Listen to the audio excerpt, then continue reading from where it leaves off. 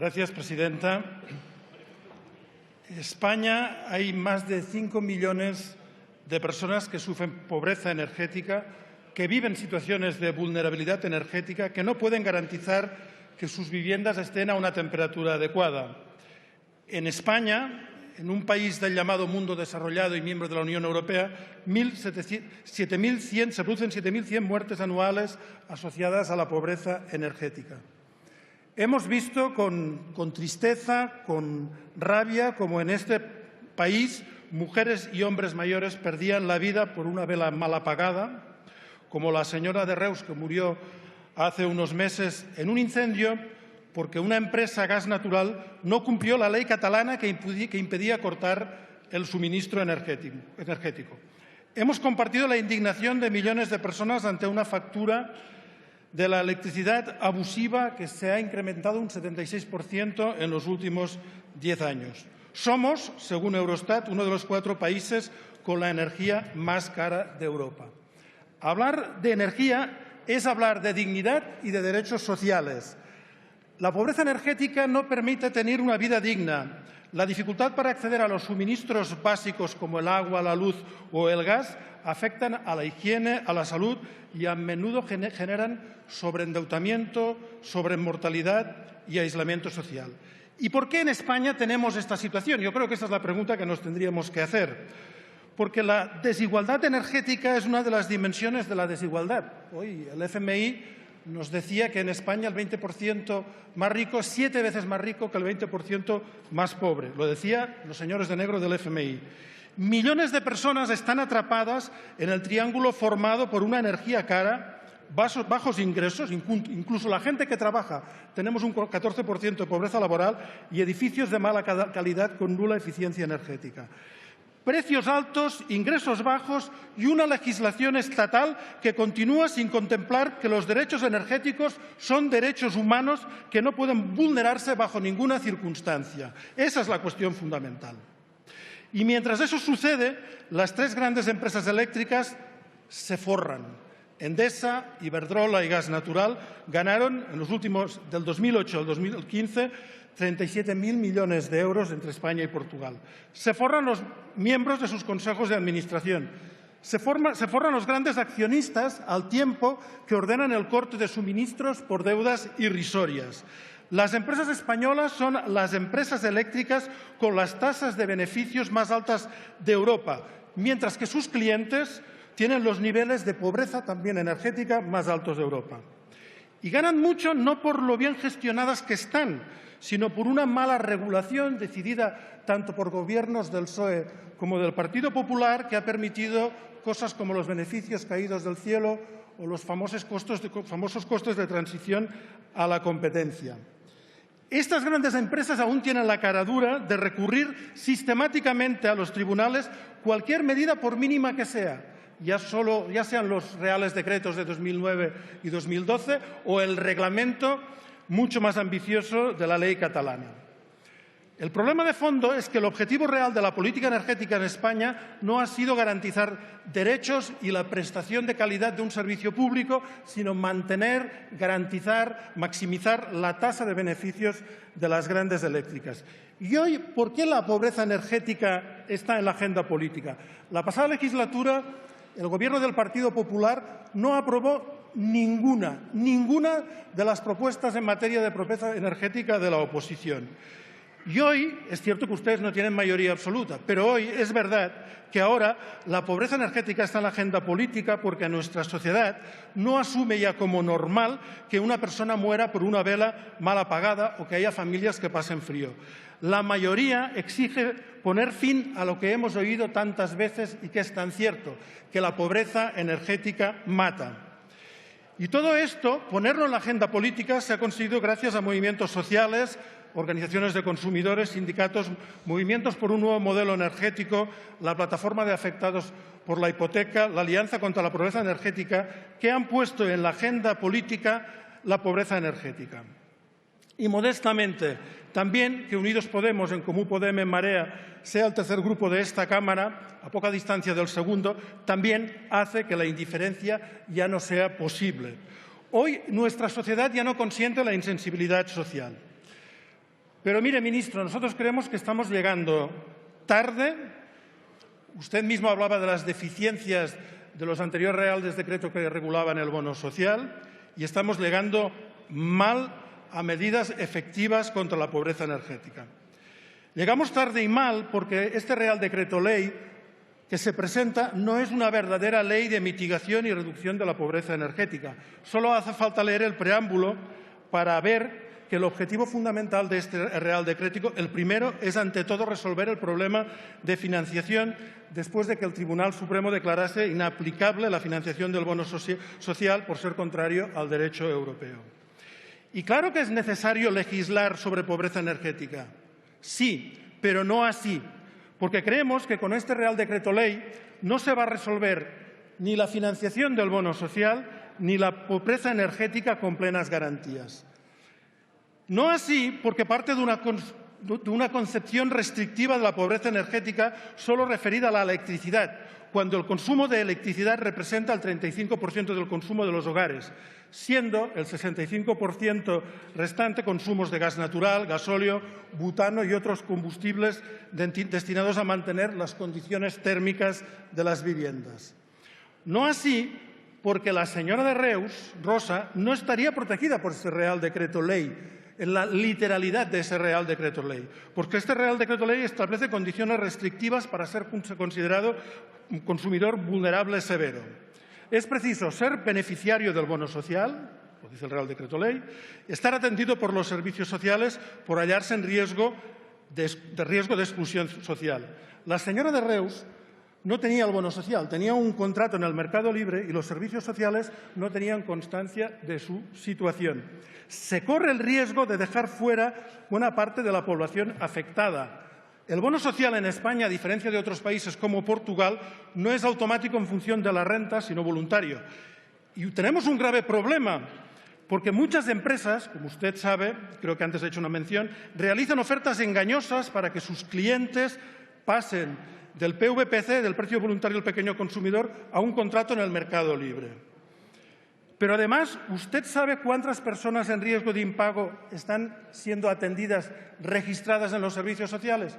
Por ejemplo, en el Ayuntamiento de Barcelona, solo el 20%, y es de las ciudades que más población atiende con esa circunstancia.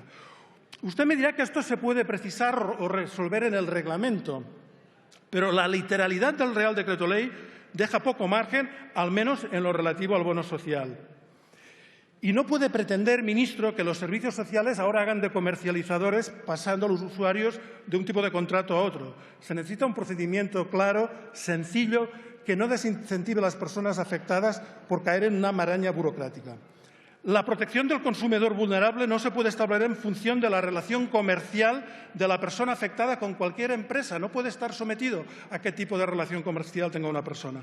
La protección frente a los recortes debe ser para todos los consumidores vulnerables, sin más requisitos que el criterio de renta, y eso es una cuestión fundamental. El principio de precaución debe aplicarse con claridad. Tome ejemplo usted de la ley catalana. Debe de quedar clara la protección ante los cortes. Debe aplicarse el silencio positivo incluso cuando se pase el término temporal, los 4 meses establecidos. Y debe ser la empresa y no la persona afectada la que se ponga en contacto con los servicios sociales. Y ello sin generar nuevas deudas impagables para las familias afectadas. Es necesaria una tarificación en el diseño del bono social a partir de la renta con descuentos que puedan llegar al 100% en caso de unidades familiares sin ingresos. Una tarifa que tenga en cuenta que en el hogar viven personas mayores y dependientes o personas que por motivos de salud requieren de un consumo elevado de energía. Una tarifa que mediante ley establezca la garantía de acceso de toda la población a un suministro básico de gas y electricidad, que promueva la eficiencia energética y que no suponga más de un 10% de los ingresos del hogar. Todos estos criterios deberían estar en el Real Decreto Ley. Y la otra cuestión, la financiación. En esta ocasión, la opción del Gobierno ha sido que la financiación recaiga solo en las comercializadoras y no en las empresas que realicen actividades de generación, transporte o distribución. La financiación del bono social debe recaer en las empresas y no en los presupuestos del Estado. En eso estamos de acuerdo. Pero el problema es que hacen recaer esa financiación del bono social en las pequeñas comercializadoras en su cuota de cliente. En todas las comercializadoras, también en las pequeñas comercializadoras. De modo que una comercializadora que venda a pequeños consumidores domésticos pagará, o a pymes, pagará proporcionalmente más que una comercializadora que venda a grandes industrias que representan menos clientes. Eso es una bomba para las pequeñas comercializadoras locales y para las cooperativas, como Energía de Cádiz, como Goiner o Som Energia, que tendrán que destinar más de la mitad de su margen de beneficio al bono social, que por otra parte además no pueden ofrecer a sus clientes, solo lo pueden hacer las grandes comercializadoras de referencia, con el riesgo añadido de que eso repercuta en la factura eléctrica. Por cierto, pequeñas comercializadoras que no se han beneficiado nunca de las trampas del sistema, de los beneficios caídos del cielo o de los costes de transición a la competencia. Además, los grandes consumidores que compran directamente su electricidad en el mercado sin comercializadora no están incluidos. Nuevo argumento de las empresas para presentar un recurso ante los tribunales y hacer la pelota aún más grande. Es necesaria una forma de financiación que no sea discriminatoria, que sea proporcional y que sea justa. La financiación del bono social debe recaer en las empresas. Ayer leíamos en una información periodística que se estaban planteando que la financiación del bono social, todo el bono social, también recaiga en las administraciones públicas, cosa que nos parecería no solo injusto, sino un gran error. Pero miren, para la convalidación de este Real Decreto Ley, los partidos que voten a favor de esta convalidación están dando un cheque en blanco al Gobierno.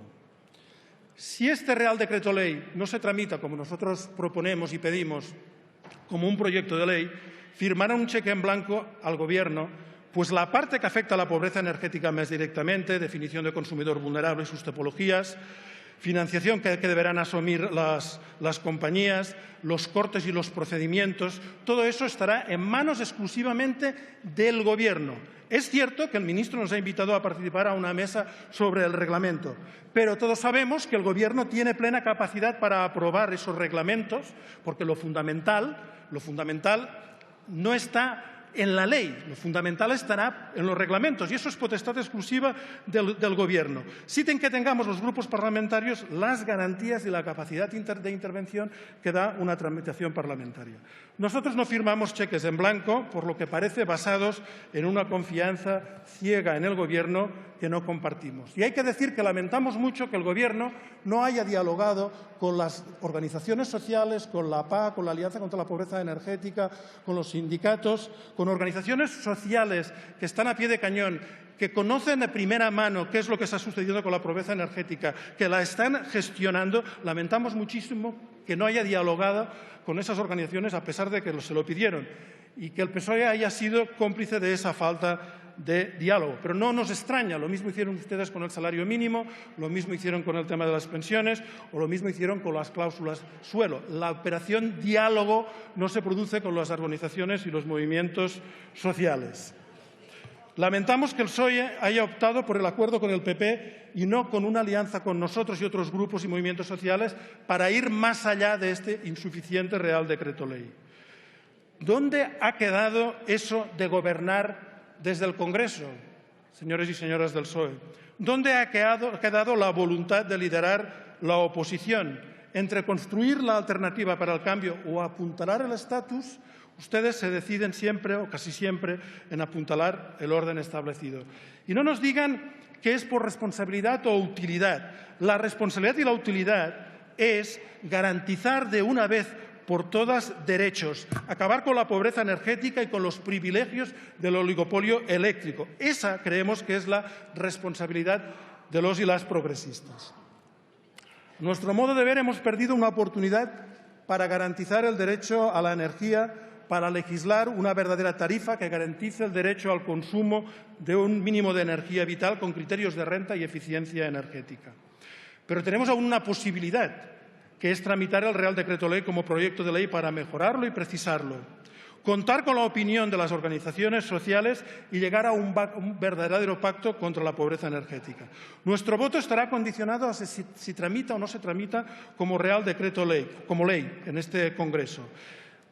Si se tramita o se empecinan a aprobar un Real Decreto Ley que no está a la altura del grave problema social de la pobreza energética y de las demandas de una sociedad que no admite más parches. Lo que no vamos a hacer es avalar un Real Decreto Ley que pretenda anestesiar y diluir el debate sobre la pobreza energética, haciendo ver que todo está solucionado, cuando esto no es verdad. Vamos a continuar presionando en las instituciones y en la calle para acabar de una vez con la pobreza energética, porque nuestro objetivo es algo tan revolucionario como que se cumplan los compromisos internacionales suscritos por España, como la observación general número 4 del Comité de Derechos Económicos y Sociales de Naciones Unidas, que señala que un nivel de vida digno... Señoría, tiene que terminar. Termino, Presidenta. Que señala que un nivel de vida digno requiere de una vivienda adecuada con acceso a suministros básicos como el alumbramiento o la calefacción. Queremos lo que dice la Ley Catalana 24 contra la pobreza energética, que las administraciones públicas han de garantizar el derecho de acceso a los suministros básicos de agua potable, de gas, de electricidad a las personas y unidades familiares en riesgo de exclusión residencial. Ese es nuestro objetivo. Gracias.